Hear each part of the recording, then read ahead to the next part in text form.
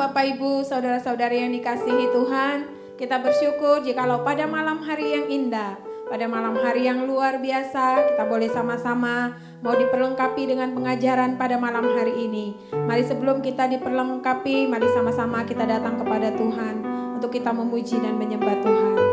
Terima kasih Tuhan, terima kasih. Mari sama-sama Bapak Ibu, saudara-saudari katakan pujian ini kepada Tuhan Yesus. Terima kasih Bapa.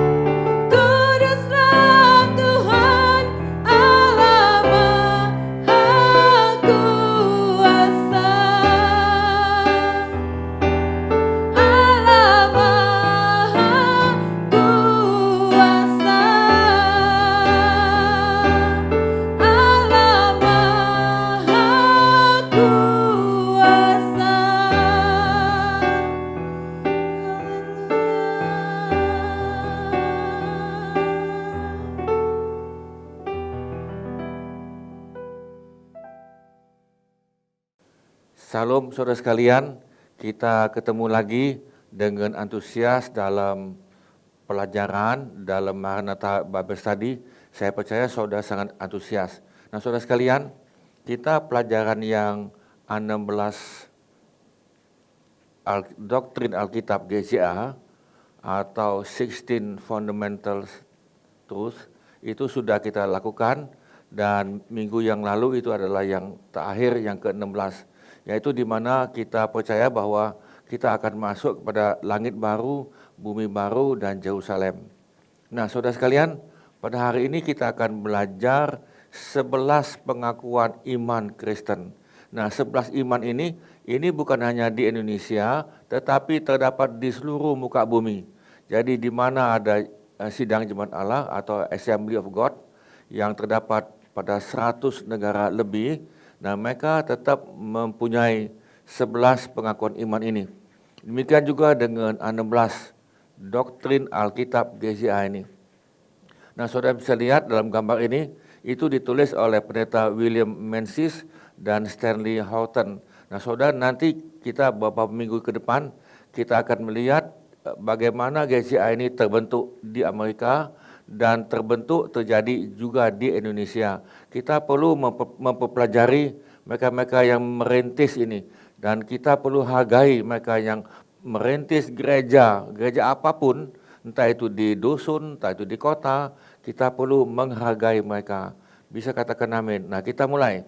Nah saudara sekalian, inilah 11 pengakuan iman GCA yang ada di seluruh muka bumi. Yang pertama, kami mengakui dan kami percaya bahwa Alkitab adalah firman Allah yang diilhamkan dan tanpa salah. Artinya, kami percaya Injil sepenuhnya, full gospel, bahwa Alkitab adalah firman Allah yang diilhamkan dan tanpa salah. Jadi kita terima apapun yang ada dalam Alkitab, bahwa itu adalah firman Allah yang diilhamkan. Saudara, ada yang mengatakan, menyerangkan, oh firman Tuhan kamu ini hal-hal yang negatif ditulis. Saudara, memang firman Tuhan kita menulis hal-hal yang negatif. Contoh, seperti Daud yang berzina dengan Batseba, ditulis bahwa itu contoh yang tidak benar. Satu-satunya kaidah yang mutlak, saudara, satu-satunya kaidah atau normal atau peraturan atau basic instruments, ya kan, instruction maksudnya tadi, yang mutlak dan berwenang bagi iman dan perilaku manusia. Jadi kita percaya dan kita mengaminkan bahwa Alkitab adalah firman Allah yang diilhamkan. Diilhamkan itu saudara begini, itu beda dengan wahyu. Alkitab kita tidak diwahyukan. Kalau diwahyukan itu adalah ditulis kata demi kata dari Tuhan. Jadi Tuhan itu mendikte kepada yang menulis Alkitab, seperti tadi kitab Yohanes tadi Tuhan dikte. Tidak, kita tidak didikte dan kita percaya bahwa Alkitab itu diilhamkan. Jadi begini, Musa menulis 5 kitab di depan. Ada 5 kitab di depan itu Musa menulis tentang keadaan Adam dan Hawa. Kok kita, apakah Musa itu tahu dialog Tuhan dengan Adam dan Hawa? Tidak tahu, ya kan? Apakah Musa tahu anaknya Adam siapa? Kemudian cucunya lagi dan berikut generasi demi generasi, apakah Musa itu tahu? Musa tidak tahu, tetapi Musa diilhamkan oleh Tuhan. Jadi Tuhan itu memberikan gambaran, Tuhan itu memberikan iluminasi, dan Tuhan itu diilhamkan. Maksud itu bukan kata demi kata. Nah jadi saudara, setiap kitab itu berbeda-beda cara dan gaya penulis. Yang kedua, kita percaya bahwa Allah adalah Esa. Jadi kita percaya bahwa Tuhan kita adalah satu, amin. Jadi tidak ada yang dikatakan Tuhan kita itu 3, enggak. Tetapi Tuhan tetap Esa satu. Nah saudara perhatikan koma, hadir secara kekal dalam 3 oknum. Jadi ini sudah dikatakan dalam perjanjian lama, dalam kitab Kejadian, itu pun sudah Tuhan bicara adanya Allah, adanya firman, dan adanya Roh Kudus. Nah, jadi saudara, saya ulang lagi. Allah adalah Esa, hadir secara kekal dalam 3 oknum. Namanya Allah Bapa, Allah Putra, dan Allah Roh Kudus. Jadi disebutkan 3 Allah, tetapi Allahnya tetap satu. Saya ambil contoh, tubuh saya ini, saya punya tubuh kan. Saya mempunyai roh, saya mempunyai jiwa. Jadi kalau saya sebutkan adalah begini, roh surya, jiwa surya, tubuh surya. Suryanya ada 3 atau 1? 1. Jadi saudara, tetapi hadir dalam 3 oknum. Nah, itulah Tuhan yang kita sembah tetap satu, karena Musa memberitahukan bahwa Tuhan kita adalah satu, dan juga sampai ke belakang tetap satu, tetapi mempunyai 3 oknum, ya Allah Bapa, Allah Putra, dan Allah Roh Kudus. Pengakuan iman kita yang ketiga, Tuhan Yesus Kristus. Nah, saudara, kita percaya bahwa Tuhan Yesus Kristus itu ilahi adanya. Maksudnya Tuhan Yesus itu adalah Tuhan. Tuhan yang menjadi manusia maksud tadi. Nah, kita lihat yang ke B, lahir dari seorang darah, maksudnya itu perempuan, masih perawan. Apakah mungkin seorang perawan bisa mengandung? Tidak mungkin, tetapi di hadapan Tuhan semuanya mungkin. Jadi kalau saudara lihat DNA-nya Yesus, dia mempunyai 23 kromosom ibu, tetapi 1 kromosom ayah. Artinya bahwa Tuhan memakai kandungan Maria. Ya kan, Tuhan memakai kandungan Maria, lalu seperti dalam zaman perjanjian lama, dalam kitab Kejadian, Tuhan menghembuskan Roh Kudus. Nah, ketika Tuhan menghembuskan tanah itu, tanah atau patung atau boneka yang dibuat dari tanah liat, maka ketika dihembuskan Roh Tuhan, maka manusia itu hidup. Nah, jadi saudara, Tuhan menghembuskan dalam kandungan seorang gadis perawan adalah seorang laki-laki. Nah, saudara, mungkin engkau punya pikiran, kenapa Tuhan memakai seorang perempuan untuk lahir? Apakah tidak mungkin Yesus turun langsung dari surga, turun kan? Bisa saja Yesus turun dari surga. Tentunya kita akan bingung, kamu ini anak siapa? Ya kan, keturunan siapa? Apalagi pada zaman dahulu 2000 tahun yang lalu, kita mesti tahu silsilah. Kakeknya siapa, silsilahnya siapa. Tidak mungkin tiba-tiba, oh aku anaknya sekian, tidak mungkin. Nah, silsilah ini saudara, kalau engkau lihat dalam Alkitab, ada, disebutkan ada semuanya. Nah, jadi yang menulis Alkitab adalah manusia, tetapi diilhamkan oleh Tuhan. Nah, C, Yesus hidup tanpa dosa, karena dia hasil bukan hubungan suami istri, tetapi hasil Tuhan menghembuskan Roh Tuhan kepada Maria. Jadi itulah sebabnya dia bisa hidup tanpa dosa, kecuali kita. Nah, ini tubuh kita ini saya ada darah papa saya juga ada DNA mama saya. Jadi dua-duanya sudah jatuh dalam dosa. Nah, jadi saya pun mempunyai pabrik dosa. Itulah sebabnya kita bisa buat dosa. Tetapi puji Tuhan pada hari ini adanya Tuhan Yesus dan ada Roh Kudus, sehingga kita bisa hidup seperti Tuhan. Nah, saudara, Yesus hidup tanpa dosa. Kalau dia manusia berdosa, untuk menyelamatkan kita manusia berdosa, itu kurang tepat, ya kan. Kemudian Yesus melakukan mujizat-mujizat. Saudara, kalau engkau tidak percaya Yesus adalah Tuhan, engkau bisa lihat mujizat-mujizat yang Tuhan lakukan, yang Yesus lakukan. Contoh, ada yang buta sejak lahir. Dokter manapun tidak bisa mengobati kalau buta sejak lahir. Ada yang lumpuh sejak lahir. Bahkan ada yang aneh lagi, ada yang sudah mati 4 hari mati, Lazarus, sudah ada ulat belatung dan lain-lain, tetapi Yesus katakan bangkit, dan dia bangkit hidup. Kemudian Yesus juga berjalan di atas air, karena air dia hanya ciptakan. Kemudian ada badai, dan ketika Yesus katakan, diam dan tenang. Kenapa badai tenang? Sebab badai itu Dia yang ciptakan. Segala sesuatu diciptakan oleh Yesus. Lalu berikut, Yesus menebus dosa, menebus manusia yang berdosa melalui kematiannya. Artinya, di muka bumi ini, dosa saudara, dosa siapapun, apapun yang kau buat dosa, kalau engkau menerima Yesus, engkau diselamatkan.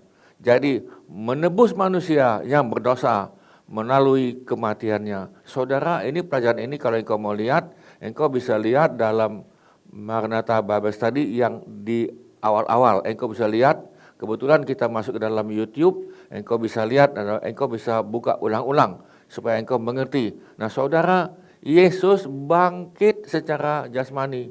Ketika pada hari ketiga dia bangkit, tetapi waktu dia disalibkan, karena dia menanggung dosa, saya ulang lagi, karena Yesus menanggung dosa manusia, maka hukumannya adalah manusia berdosa masuk neraka. Itu yang sudah jelas. Nah, tetapi saudara, Yesus tidak mungkin mati masuk neraka, dan dia dibangkitkan oleh Bapa. Pada hari ketiga, Bapa katakan, Yesus bangkit. Artinya, kuasa maut, kuasa setan tidak bisa mengikat Yesus. Demikian juga yang percaya kepada Yesus. Yesus naik ke surga dan dimuliakan di sebelah kanan Allah Bapa. Jadi saudara, hari ini dia ada di surga, amin. Ya kan, dulu 2000 tahun yang lalu dia ada di Israel, ya kan, secara manusia. Tetapi pada hari ini nih, Yesus telah kembali ke surga. Saudara, kita berterima kasih bahwa kita mempunyai Tuhan yang memang ada di surga. Dan di sana, Yesus sebagai imam besar. Yesus sebagai imam besar mendoakan kita yang ada di bumi ini. Saudara, kita berterima kasih pada Tuhan. Lanjut. Yang H, Yesus, kami percaya Yesus akan datang kembali ke bumi dalam kuasa dan kemuliaan untuk memerintah dalam kerajaan 1000 tahun. Nah saudara, kerajaan 1000 tahun ini saya sudah bicara pada 2 minggu yang lalu, kalau engkau masih ingat, dan ada pelajaran lagi yang sebelumnya, bahwa Yesus akan kembali lagi ke bumi, dan Yesus menginjak di bumi secara jasmani. Nah saudara, lalu terjadilah kerajaan 1000 tahun. Raja damai akan memerintah dalam kerajaan 1000 tahun. Nah namanya Raja Damai, maka damai semualah. Nah itu nanti kan, ya kan, termasuk corona ini, ya kan, yang semakin ganas. Ingat kalau kita lihat, itu akan reda ketika Yesus kembali kedua kali. Nah saudara, yang keempat, kami percaya, gereja ini percaya, oleh pelanggaran satu orang, yaitu Adam. Adam telah buat dosa, lalu dosa telah masuk ke dalam dunia.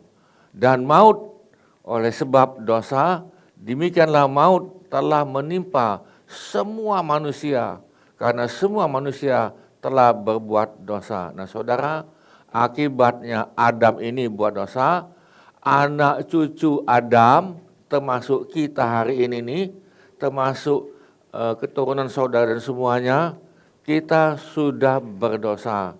Bisa katakan amin. Jadi dosa keturunan, termasuk bayi dalam kandungan, dia sudah berdosa. Dosa apa? Dosa warisan. Nah saudara, kami percaya, gereja ini percaya, oleh karena pelanggaran satu orang, Adam, maka menjalalah semua dosa sampai hari ini nih. Jadi semua manusia, saya ulang lagi, karena semua manusia telah berbuat dosa, termasuk kita semua yang lihat, yang hadir dalam acara ini. Semua manusia telah berbuat dosa, dan Alkitab mengatakan upah dosa adalah maut. Maut artinya karena dosa manusia masuk ke dalam neraka. Neraka tidak dibuat untuk manusia. Neraka dibuat untuk setan, tetapi setan telah menipu manusia dan mereka kena tipu. Saya masuk lagi yang kelima. Keampunan dan penyucian dari dosa. Jadi dosa saudara bisa diampuni, dosa saya bisa diampuni, lalu disucikan dosamu. Hanyalah melalui pertobatan. Jadi saudara, engkau perlu bertobat. Jadi ketika engkau terima Tuhan, engkau mesti bertobat. Jadi hidupmu lama, semakin kudus, semakin suci seperti Kristus. Tidak bisa katakan, oh aku bertobat, aku sudah dibaptis air, aku sudah terima Tuhan bertobat. Cukup, tidak cukup, tidak cukup. Saya ulang lagi, pengampunan dan penyucian. Saudara, penyucian ini kita perlu terus menerus disucikan. Dari dosa, memang dosa sudah diampuni, tetapi engkau perlu menjaga kesucian, engkau perlu menjaga kekudusan hidup. Keampunan dan penyucian dari dosa hanyalah melalui pertobatan dan iman. Jadi ada pertobatan dan iman karena kuasa penyucian darah Yesus. Jadi saudara, engkau diselamatkan, engkau diampuni karena engkau percaya darah Yesus. Bisa katakan amin. Nah ini kami percaya, gereja ini percaya, penyucian hanya melalui darah Yesus. Penyucian bukan karena usahamu, bukan karena perbuatanmu, tetapi kita disucikan dulu, lalu kita buat amal, lalu kita ibadah. Tetapi disucikan dulu oleh darah Yesus. Jangan dibalik. Kita masuk lagi. Gereja ini percaya pembaharuan, pengudusan, maksud itu. Pengudusan yang dikerjakan oleh Roh Kudus mutlak perlu bagi keselamatan seseorang. Jadi saudara, kalau engkau mau selamat, percaya pada Tuhan, itu belum titik, koma. Yang keenam ini, pengakuan kita yang keenam adalah pembaruan, pengudusan. Itu dikerjakan oleh Roh Kudus terus menerus ini nih. Terus menerus ini kan. Setiap hari kita perlu disucikan. Contoh seperti saudara mandi. Kemarin engkau mandi kan, hari ini sudah mandi kan, nanti sore mandi lagi dah itu tuh. Nah kita perlu mandi terus untuk menjaga kesucian. Jadi saudara sekalian, pembaruan yang dikerjakan oleh Roh Kudus mutlak. Jadi ini sudah absolut, mutlak perlu bagi keselamatan seseorang. Nah, gereja ini percaya akan hal demikian. Yang ketujuh, karya penebusan Kristus di kayu salib menyediakan kesembuhan bagi tubuh manusia melalui doa dan iman. Gereja ini percaya bahwa engkau dan saya masih tersedia kesembuhan. Bisa katakan amin. Di kayu salib, Yesus telah mengambil dosa, mengambil kelemahan, mengambil semua penyakit dan kita semua kutukan.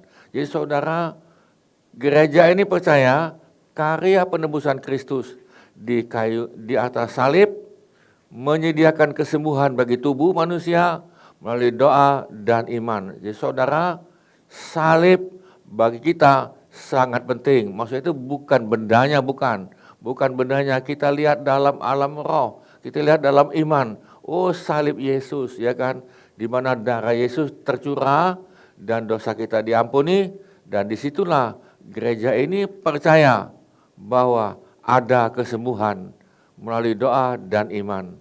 Jadi saudara, kita percaya ada kesembuhan dan secara mujizat dan secara medis juga kita percaya. 8.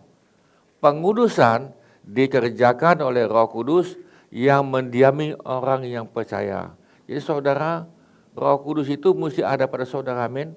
Nah itulah sebabnya gereja ini menekankan bahwa kita perlu dibaptis Roh Kudus. Kalau kau ingat dalam pelajaran yang lewat, Tuhan Yesus pembaptis Roh Kudus. Jadi saudara, pengudusan, ingat pengudusan dikerjakan oleh Roh Kudus yang mendiami orang percaya. Jadi saudara, Roh Kudus yang ada pada saudara itu yang memampukan untuk menguduskan saudara. Engkau tidak mungkin dengan usahamu menjadi kudus, tidak mungkin. Walaupun engkau naik gunung, walaupun engkau naik pohon mungkin, atau naik apapun, engkau usahakan kudus dengan caramu, saya jawab itu tidak mungkin. Karena di dalam kita sudah ada pabrik dosa. Jadi saudara, yang kita butuh adalah roh Tuhan di sini. Nah, lalu ada pertanyaan, apakah mungkin roh Tuhan berdiam kepada kita manusia berdosa? Memang Tuhan sediakan untuk manusia berdosa, lalu Tuhan menguduskan melalui Roh Kudus, yaitu melalui firman yang engkau baca. Firman itu adalah roh Tuhan, lalu kita menjadi pelaku firman. Nah, saya masuk berikut yang ke-9. Tadi saya sudah katakan ada baptisan. Nah, 9 gereja ini percaya baptisan Roh Kudus menurut Kisah Para Rasul 2 ayat 4, dikaruniakan kepada orang beriman yang memohon dari Allah. Jadi saudara, siapapun, kalau engkau percaya pada Yesus, saya ulang lagi, siapapun asal engkau percaya pada Yesus dulu, ya kan, adanya lahir baru, dan engkau minta dibaptis Roh Kudus, engkau dapat. Jadi gereja ini percaya baptisan Roh Kudus menurut Kisah Rasul 2:4 dikaruniakan kepada orang beriman yang memohon dari Allah. Nah saudara, itu sebabnya kita percaya adanya bahasa lidah, kita percaya adalah karena karunia Roh Kudus yang lain. 10. Gereja ini percaya pengangkatan gereja. Maksudnya adalah gereja, pengangkatan gereja itu, pengangkatan bukan gedung gereja, bukan denominasi, bukan surat baptisan, maksudnya itu pengangkatan orang-orang percaya. Jadi pada satu hari kelak adanya pengangkatan gereja pada waktu kedatangan Kristus di awan-awan, merupakan pengharapan yang bahagia bagi orang-orang percaya. Nah saudara, pengakuan yang ke-10 ini kalau engkau masih ingat, itu kita sudah bahas 2 minggu yang lalu. 2 minggu yang lalu, kalau engkau lupa atau engkau belum ikuti 2 minggu yang lalu. Ya kan, ikuti hari 2 minggu yang lalu, Selasa. Nah saudara, gereja ini percaya pengangkatan gereja pada waktu kedatangan Tuhan atau Kristus di awan-awan. Yesus ada di awan-awan dan dia tidak turun ke bumi, tidak. Ketika Yesus ada di awan-awan, dalam waktu sekejap dan tidak ada tanda-tanda. Tanda umum sudah diberikan. Nah, saya ulang lagi. Pengangkatan gereja pada waktu kedatangan Kristus di awan-awan merupakan pengharapan yang bahagia bagi orang-orang percaya. Saudara, kita hari ini nih mempunyai pengharapan, ya kan, blessed hope. Kita mempunyai pengharapan yang bahagia. Kenapa? Karena kita akan diangkat bersama-sama dengan Tuhan di awan-awan. Dan ini kami percaya sesuai dengan firman Tuhan ini. Ada itu ditulis yang ke-11. Nah, kami percaya kebangkitan tubuh bagi orang-orang percaya. Jadi waktu pengangkatan kita akan diganti tubuh ini, yang mereka meninggal dalam Kristus akan diganti dulu, kemudian mereka yang hidup kita diganti. Saya ulang lagi, kebangkitan tubuh bagi orang-orang percaya. Maksudnya percaya itu adalah percaya pada Tuhan Yesus maupun yang tidak percaya. Saudara saya ulangi sini. Yang pertama, untuk menerima hidup yang kekal. Jadi bagi mereka yang percaya pada Tuhan Yesus untuk menerima hidup yang kekal. Dan yang kedua, untuk menerima hukuman yang kekal. Jadi saudara, gereja ini, sidang jemaat Allah, Assembly of God yang ada di seluruh muka bumi, percaya kebangkitan tubuh bagi orang-orang percaya maupun yang tidak percaya. Yang pertama, untuk menerima hidup yang kekal, dan yang kedua untuk menerima hukuman yang kekal. Saran kami adalah, saudara yang dengar, biar kita mau terima Tuhan Yesus. Amin. Ya kan, buka hatimu dan kita mau terima. Terima kasih, itulah pelajaran kita yang pada hari ini, yaitu 11 pengakuan iman. Kita berdoa. Tuhan, biar kami yang mendengar pengajaran ini, biar kami dapat membukakan hati kami melembutkan hati kami untuk menerima satu-satunya juru selamat dunia ini, yaitu Yesus yang pernah menjadi manusia 2000 tahun yang lalu.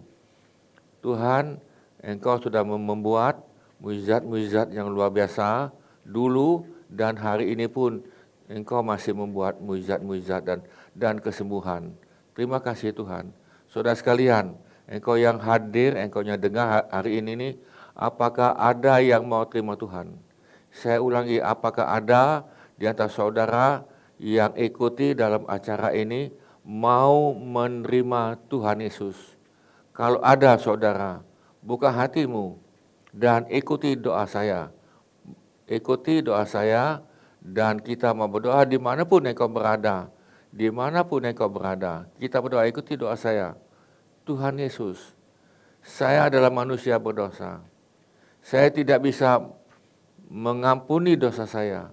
Saya tidak bisa menghapuskan dosa saya. Akibat dosa, hidup saya merana di bumi. Saya menderita. Itulah sebabnya saya mau terima Tuhan Yesus supaya hubungan saya dengan Tuhan itu tidak terputus. Hubungan saya sama Tuhan itu dipulihkan. Dipulihkan melalui darah Yesus. Tuhan Yesus, mulai hari ini biar Engkau masuk ke dalam hati saya. Masuklah ke dalam hati saya. Masuklah ke dalam hati saya mulai saat ini dan berkuasalah sampai selama-lamanya. Berkuasalah dalam roh saya, dalam jiwa saya, dalam tubuh saya. Kalau tubuh saya hari ini nih mengalami yang sakit, yang tidak baik, biar Engkau masuk menguasai sehingga saya mendapatkan kesembuhan oleh karena nama Tuhan Yesus.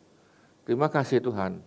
Masuklah Roh Kudus pada hidup saya mulai saat ini dan saya mau menjadi anaknya Tuhan. Terima kasih Tuhan, terima kasih dan saya mohon dalam nama Tuhan Yesus. Amin. Saudara, kita akan selesai. Walaupun ini selesai, saudara di rumahmu atau di mana engkau bisa panggil Tuhan Yesus. Nah, kalau andai kata ada yang belum jelas, saudara jangan segan-segan hubungi kami. Hubungi kami, ada tertera, saudara. Nanti setelah ini ada nomor kami untuk kontak dan ada IG lagi dan sebagainya. Saudara bisa hubungi kami dan kami akan memberikan bimbingan rohani pada saudara secara cuma-cuma. Terima kasih, Tuhan memberkati. Sampai jumpa lagi. Amin. Terima kasih Bapak Ibu, Saudara-saudari yang sudah mendengarkan pengajaran pada malam hari ini. Kita percaya bahwa kita semua selalu antusias dan luar biasa untuk kita sama-sama diperlengkapi. Mari sama-sama kita katakan pujian ini kepada Tuhan Yesus.